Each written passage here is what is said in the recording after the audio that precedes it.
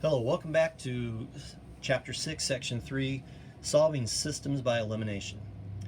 Now, previously what we saw was that if we add the equations to each other, and if we line up the x and y terms, but if we add them together, then one of the variables is going to be eliminated, which is where we get the name of it. Some books actually call this the addition-subtraction method. Some people call it linear combinations. All right, your book calls it elimination, which actually gets to the whole point. Now, in the second video, or the second examples, we had to do something in order to get opposite coefficients, allowing us to eliminate something because a number plus its opposite equals 0. 5 plus negative 5 equals 0. Negative 17 plus positive 17 equals 0. We're going to take that idea, but now it's just going to get a little bit more tricky here. So let's look at this example. We got 2x plus negative x. 2 plus negative 1 equals positive 1, so I get 1x. It's not going to drop out. It's not going to eliminate. All right, maybe the y's will. I got 1y plus 3y, that equals 4y. Well, that's not going to drop out. What if I do an opposite somewhere? Well, the opposite of negative x would be positive x. 2 plus 1 equals 3. That's not 0. And if I figure out the opposite of either one of these, I'm still going to get a y term. So what to do, what to do, what to do? Okay, what I notice is that here's a 2. Well, what can I add to positive 2 that's going to equal 0? Well, negative 2. Wouldn't it be great if that was a negative 2 instead of just negative 1? How do I change negative 1 into negative 2?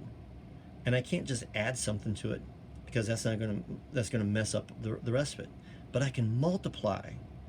So if I multiply this entire equation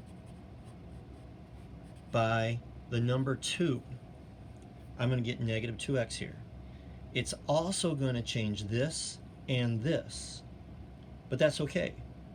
If I multiply this by negative 2, 2x plus negative 2x is going to equal 0 and is going to get eliminated. All right, now pause the video if you need to and think about that. However, this is where sometimes we have a choice. Sometimes, like the previous problems, it was so easy, it was like, okay, you didn't really have a choice, just go this route. Okay, it's like trying to solve a puzzle where there's only one step, right? In this case, we actually had another choice we could have made. If I multiply this by negative 3, negative 3, negative 3y plus positive 3y, that's going to equal 0 also. So there's more than one way of doing this. Usually that stresses people out, but hopefully it doesn't stress you out. Right? So we will talk about the choices that we have as we see each problem set. But in this one, I'm going to stick with what I said. I'm going to multiply by 2. So the first equation is going to stay the same. 2x plus 1y equals 3. Now, I'm going to multiply each of these by 2. Negative x times 2 is negative 2x. 2 times 3 is 6y. And 2 times negative 12 is negative 24. Now if I add these up, 2x plus negative 2x is 0. 1y plus 6y is 7y. I'll put the plus there. And positive 3 plus negative 24 equals negative 21. That's nice. So I get 7y equals negative 21. The opposite of multiplying is dividing, and I get y equals negative 3. So xy is going to be whatever my x is, and my y is negative 3.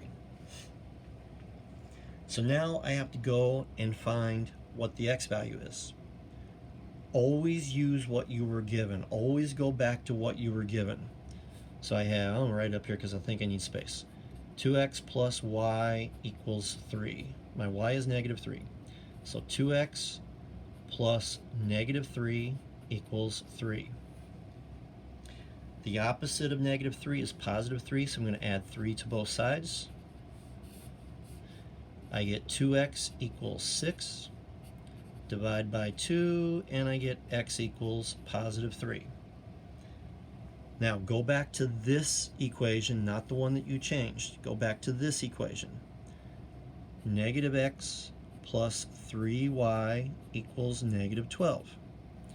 My x is negative 3. So negative x plus 3 times negative 3, did I say x? I meant to say y, equals negative 12. 3 times negative 3 is negative 9. The opposite of adding negative 9 is to add positive 9, so I'm going to add positive 9 to both sides. Negative x equals negative 3. Divide both sides by negative 1, and I get x equals positive 3 again, which is the same as what it was. So my solution is, I'll move that up, my solution is x equals 3, y equals negative 3. And as always, pause the videos. I know I kind of pick up the speed a little bit. Pause the videos and watch each step and go back and look at the sheets. Let's do another one.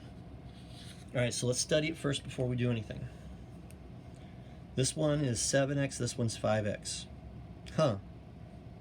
This one's negative 12y, and this one's negative 8y.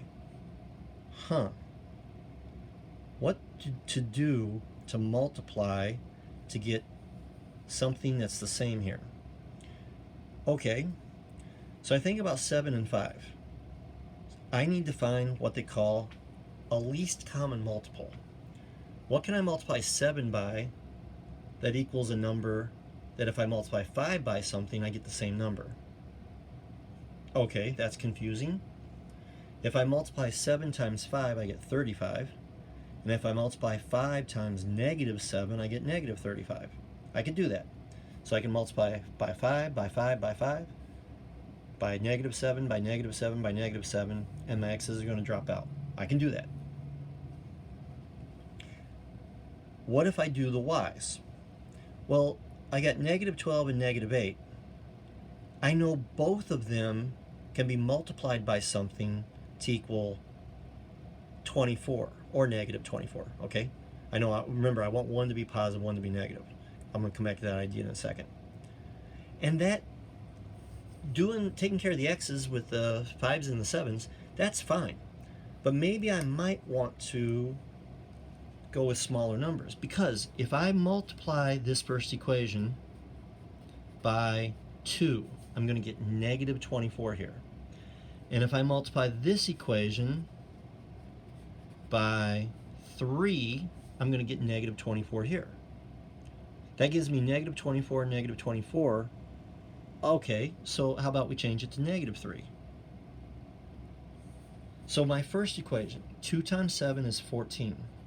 So you get 14x. 2 times negative 12 is negative 24y. And 2 times negative 22 is negative 44. I got to multiply everything by 2. Don't forget any part of it. What happens with the other equation multiplying by negative 3? 5 times negative 3 is negative 15x. Negative 8 times negative 3 is positive. A negative times negative is a positive. Positive 24y. And look what's going to happen. These are going to eliminate. And negative 14 times negative 3 is going to be positive 42.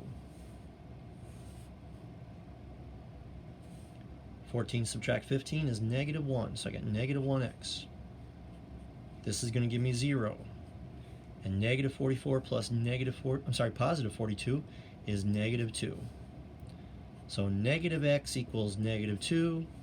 Divide both sides by negative 1, and I get x equals 2.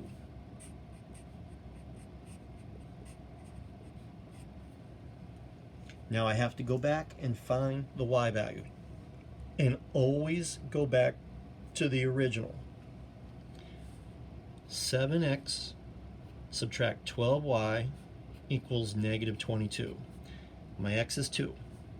7 times 2 subtract 12y equals negative 22. 7 times 2 is 14. I'm going to add negative 14 to both sides. Negative 12y equals negative 36.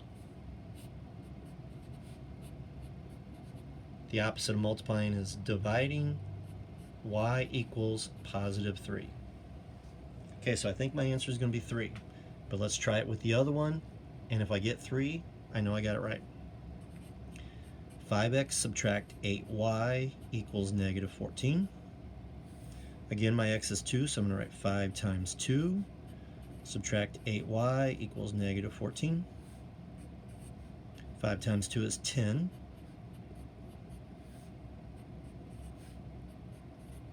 The opposite of adding 10 is to add negative 10. Oops. Negative 8y equals negative 24. Divide by negative 8, and I get y equals positive 3. That's the same as that.